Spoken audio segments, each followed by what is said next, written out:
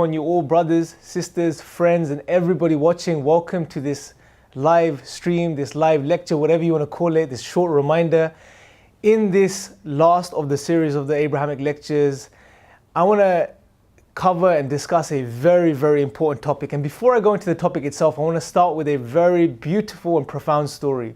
And the story is of a man and his pet dog. Now, this is a true story, by the way, which took place, I believe, in Japan in the 1920s. And this man and this dog, they had a very beautiful relationship. The dog loved his owner, right? And this man, he loved his pet.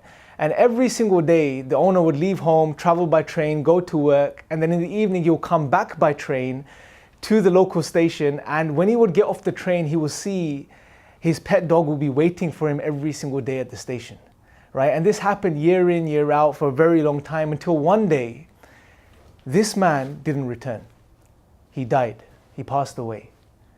But his pet dog didn't understand this. He didn't know what had happened. So what happened after this day was for the next 9 years, consecutively, every single day, the dog would wait at the station in the same spot, waiting for his owner to come back. Until the dog died, passed away as well. And the reason I share this story is because whenever we hear stories of great sacrifice, devotion, love, a connection between two beings, we can't help but feel touched inside, deep inside. And what I want to do today is I want to show you or share with you another profound story. And this story that I want to share with you is the greatest story of sacrifice and devotion and love. And this story is of the Prophet Abraham, where he was inspired by God to sacrifice his son Ishmael. And many of us have heard this story, whether we're from the Christian background, from the Jewish background, from a Muslim background, wherever background we're from, even if we're non-practicing, non-religious, we have probably heard the story of Abraham and his sacrifice, when he was told, inspired to sacrifice his son Ishmael. But unfortunately, you know, and it's quite natural because it's such a sensitive story that most people don't really understand the depth and the true wisdom and the lessons behind the story. Most of us, we look at it and we just can't take it. We don't want to hear it, we don't want to understand it. And unfortunately, some of us misunderstand it. But what I intend on doing today is to cover this beautiful story and share some of the deep and profound lessons and wisdom that is hidden within this story for us as human beings, and that we could truly benefit from, especially in the times we live in. And to really see this story in the true light and to truly have a paradigm shift in our minds regarding this event that took place in history. So, without further ado, brothers, sisters, friends, let's go into this story. And by the way, this story is captured in the final revelation of God, the Quran, in the most profound and most beautiful way, right? God tells us this story, and it begins in the 37th chapter in verse 100, where Abraham, after going through many tests and trials in his life, after having many, many years of a relationship with his Creator, he turns to God and he makes a supplication to God.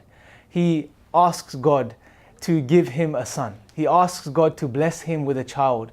And God understands this. God basically responds to him. God answers his prayers. God says to him that, or announces to him in one way or the other, that he is about to give him a son who is going to be patient and he's going to be forbearing. Right? And then Abraham is blessed with his child. And one point, just stop right here and I want you to think about this. Normally when we get married and when we intend on having children, normally all of us or most of us are blessed with children straight away.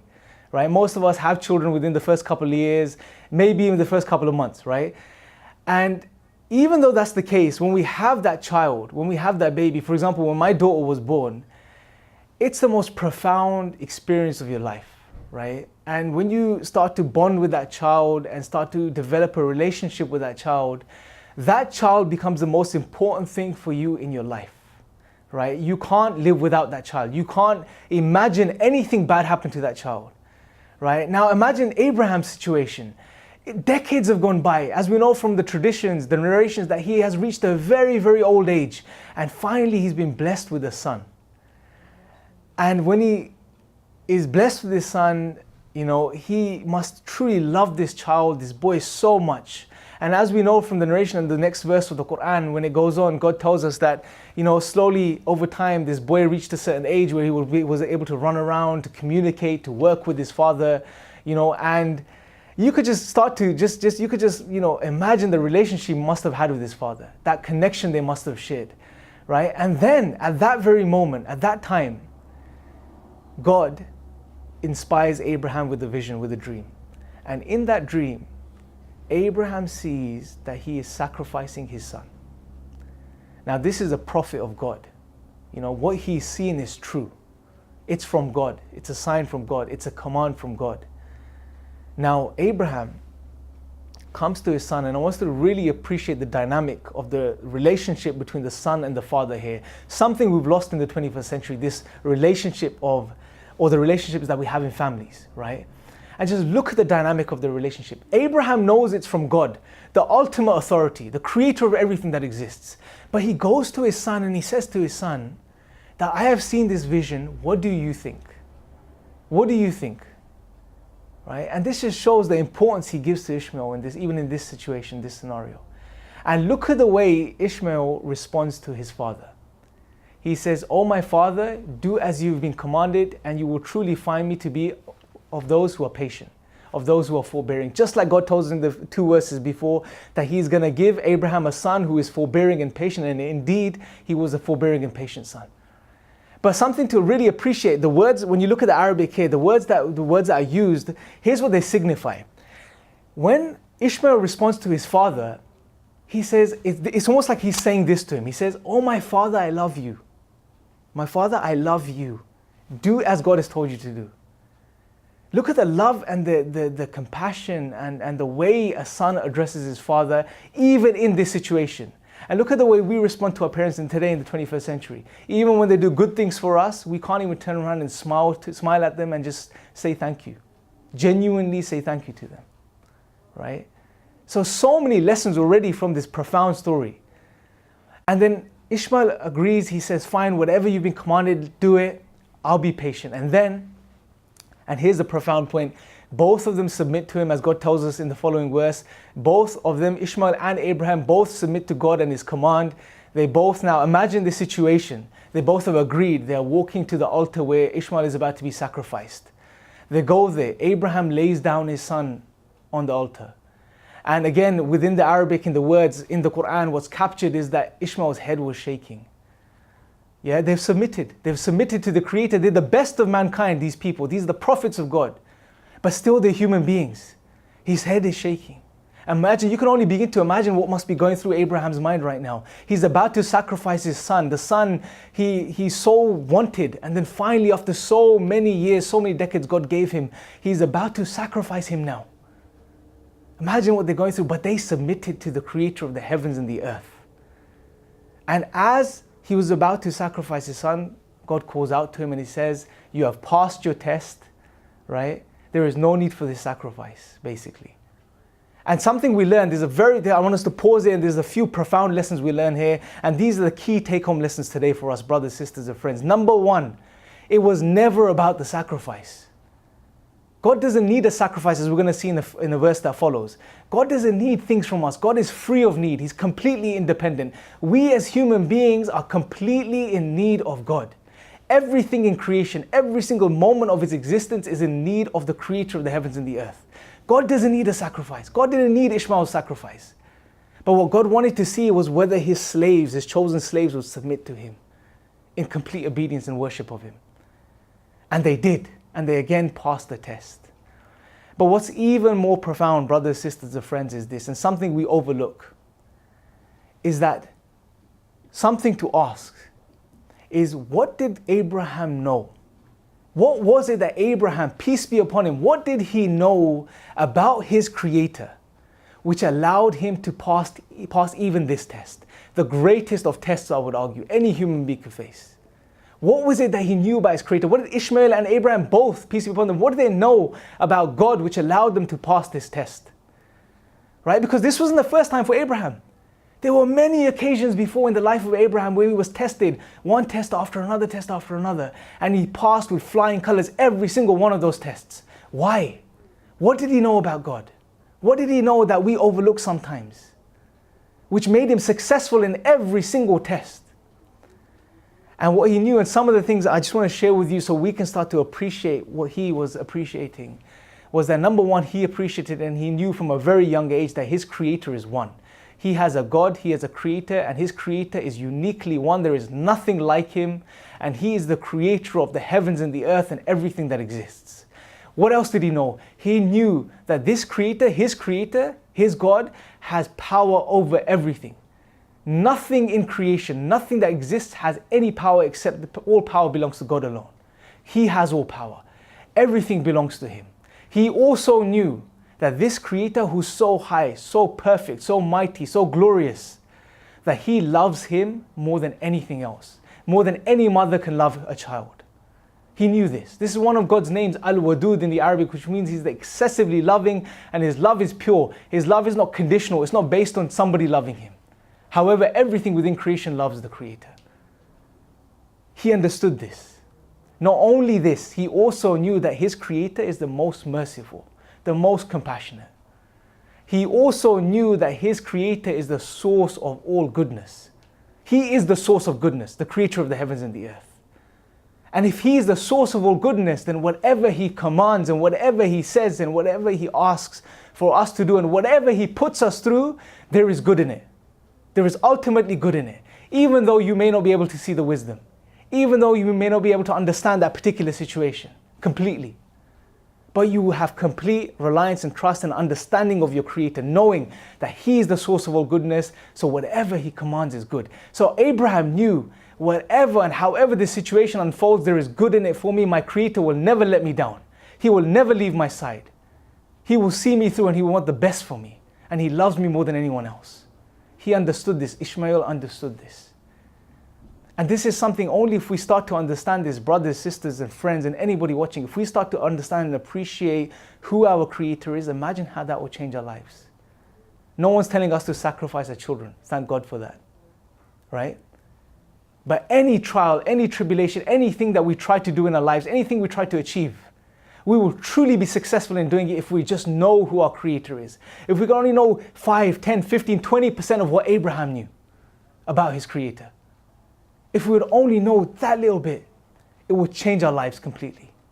And this is the most profound thing I want you guys to take home today, knowing who your creator is. So in other words, what I'm saying is to be successful, yes, there's an element of sacrifice. And you have to sacrifice to achieve things and be successful in life. Even in this story, there is an element of sacrifice and giving up things, right? But the key is to be truly successful, you don't need to completely understand and grasp the particular situation or the task at hand. But more than this, more important than this, what you need to know and understand and grasp is the knowledge of who your creator is. Because if you know who God is, then you will truly be successful, just like Abraham was successful in every single challenge he faced in his life. So, just to emphasize that point again, that it was not about the blood or the sacrifice of Ishmael or the physical sacrifice of Ishmael. Because God said, no, stop, that's it, done.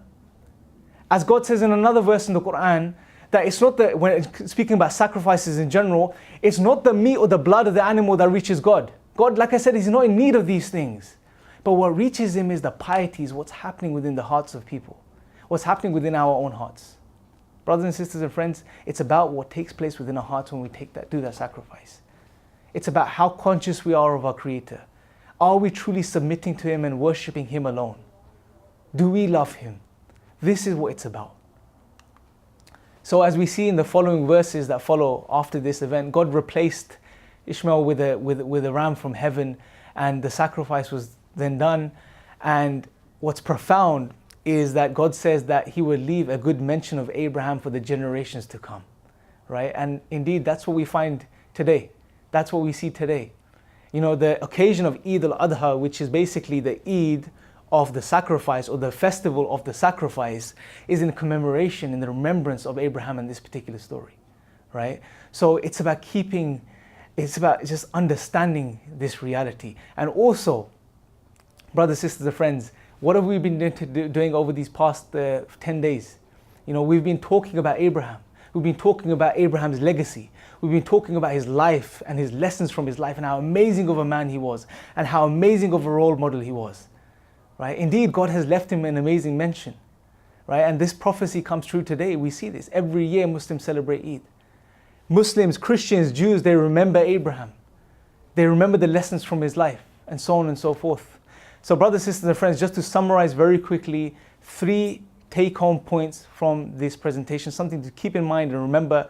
Number 1, knowing God is what leads to true success. Get to know your Creator. Who is He? What's His relationship with you? Get to know Him, because when you get to know God, you will find true success. You will truly be successful in life. Because you will realize, for example, He is the Creator. He has all power. He is in control of everything. He wants best for me. He is the source of all goodness. He loves me more than my own mother loves me. When you understand these things and these realities, how could you not be successful? How could you not be successful? Right? So get to know God. And what's the best way of knowing God in the 21st century, in the times we live? Is through the final revelation of God. It's through the Quran, which is the final preserved revelation of God for the whole of humanity. God says in the Quran that this Quran, this revelation, this guidance is for the whole of humanity. But all it takes is a sincere person to pick up the Quran and to read it and to get to know their Creator. Secondly, worshipping God as Abraham worshipped God would lead to you fulfilling your purpose, because God tells us in the Quran that He created you and me, all of us, to worship Him and Him alone. There is no other reason God created us.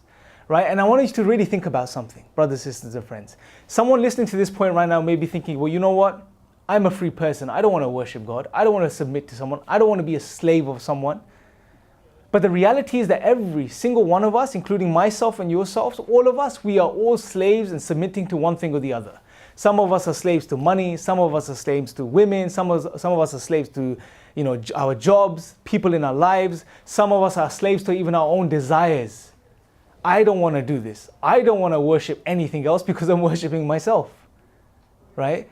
Or some of us are a slave to a combination of different things. And this is what God says in the Quran, a very profound verse in the Quran where God says, whose condition is better, the one that has one master or the one that has many masters? So brothers, sisters, and friends, I want you to really think about this. Who would you rather submit to? Who would you rather be a slave to? The one that you were created to be a slave to and submit to and worship, the creator of the heavens and the earth, the one that has all power? Or would you be a slave to created things, the things that don't have really any power, the things that can't really benefit you in any way, shape or form, the things that won't give you peace and tranquility and happiness? That's the question you have to ask yourselves. And finally, where does it all begin? Anyone watching this right now, that wants to connect with their Creator, have a relationship with God, come and awaken themselves to the purpose of their life and start to fulfill their purpose. Where does it start? It starts by accepting, number 1, the truth that lies within every single human being, yourselves and myself. Because God put His reality, the truth of His reality within every single human being, within their nature. So deep inside God exists. It's about accepting that reality, accepting what's true, and then submitting to your Creator. Understanding rationally that if He knows best, He's in control of everything.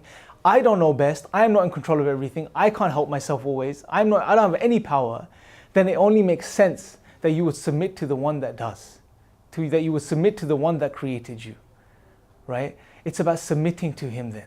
And this, when you submit to God, this is called Islam. And somebody that submits themselves to the Creator willingly is a Muslim, someone who submits, right? So I encourage you, brothers and sisters that are watching right now, if something's been triggered within you, or you were already looking for the truth, you stumbled upon this video and you want to find out more, I encourage you guys, please pick up a copy of the Quran, read the Quran, read the words of God. The Quran is the literal words of God preserved for you even till this day. God is preserving it for you, right? Read it, benefit from it, connect with your Creator. And when you feel ready, accept the truth. How do you accept the truth? By acknowledging with your heart that there is only one God. There is nothing worthy of worship, no deity, nothing in existence worthy of worship except God alone, the Creator of the heavens and the earth, the God of Abraham, the God of Moses, the God of Noah, the God of Muhammad, peace be upon him and peace be upon them all. And that Prophet Muhammad, peace be upon him, was the final messenger in the line of messengers. When you accept this, you acknowledge this, you become a Muslim. And that's where your true journey starts. So hopefully, brothers, sisters, friends, this has been beneficial. This entire series has been beneficial. Please make sure to share this video with anyone you can and take part in this reward, which is to share this beautiful message of Islam, the beautiful message of this beautiful religion, which brings peace to everyone's lives and will bring peace to your lives.